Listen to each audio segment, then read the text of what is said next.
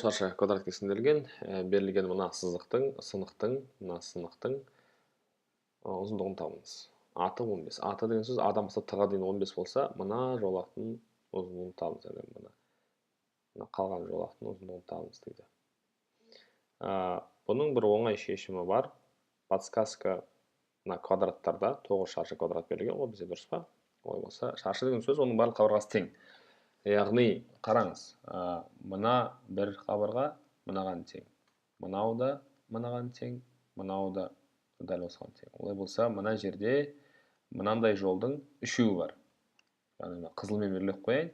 Мына жолдың үшеуі бар жоғарыда. Мына жерде де төменде мына келесі жолақтың үшеуі бар. Себебі мына кішкентай квадраттың, кішкентай шаршының барлық қабырғалары өзара тең. Мына үшеуі шығып тұр. Сондықтан мына жолақ үшеуіндей. Мына жол айналып өту жолы да мына жолақтың үшеуіндей. Міне біреу, екеу, үшеу. Келесі мына айналып өту жолы да мына жолақтың үшеуіндей.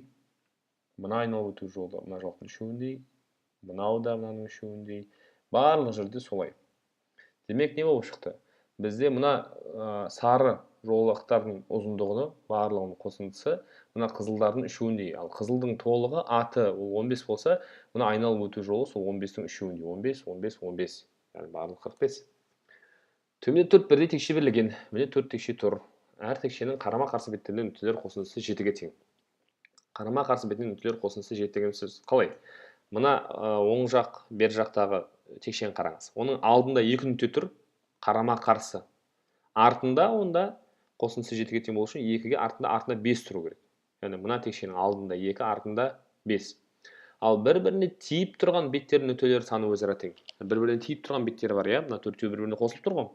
Яғни мына оң жақты қараңыз. Жаңағы алдыңғы бер жақтағы, оң жақтағы текшенің артындасы тиіп тұр. Олай болса, ол екеуінің тиіп беттесіп тұрған беттердің нүктелер саны бірдей. Жақсы, мынаның алдында 2, артында 5 болса, онда ана келесінің алдында 5, артында 2 болып тұр. Дәл сол сияқты, мынаның оң жағы 3 болса, қарама-қарсы бет оң жаққа қарама-қарсы еді, ол сол жақ. Оң жағында 3, демек сол жағында 4. Онда мынаның беті тиіп тұр, оның оң жағында 4, сол жағында 3 нүкте болады. Осылай табамыз. Мынаның оң жағы 6 болса, қарама-қарсы жағы 1 болады, себебі қосындысы 7 болу керек. Және оның сол жағы 1 болса, мынау тиіп тұрғанның оң жағы да 1 болады, екеуі тиіп тұрған 1 болу керек. Сол 1-ге қарама-қарсы жақ нары 6 болады. 3, 4, 5, 6 нүкте болады. Енді мынаның алды 5 болса, арты 2, себебі қарама-қарсылық қосындысы 7. Онда ананың тиіп тұрған беті 2, арты 5 болады. 3, 4, 5. Жақсы. Сол кезде мынаның оң жағында 1 нүкте болды. Сол жағы 6 болды. Арты 5 болды. Алды 2 болды. Демек оның үсті 3 немесе 4. Бірақ мынада 3 дегенде 4 дегенде варианттар бар. Қайсысын таңдаймыз? Мынада 4 бірдей текше берілген дейді. Яғни мына текше, мына текше, мына текше, мына текше 4-еуі бірдей. Сондықтан мыналардың тұрыстарына қарап, мына жерде жоғарыда 3 бола ма, 4 бола ма? Соны сәл ойланып табыңыз. Кему ретімен орналастырыңыз. Кему ретімен деген сөз ең үлкеннен бастап 5, 4, 3, 2, 1 ең кіші санға дейін. Ең үлкен саннан бастап ең кіші санға дейін. Яғни қараңыз.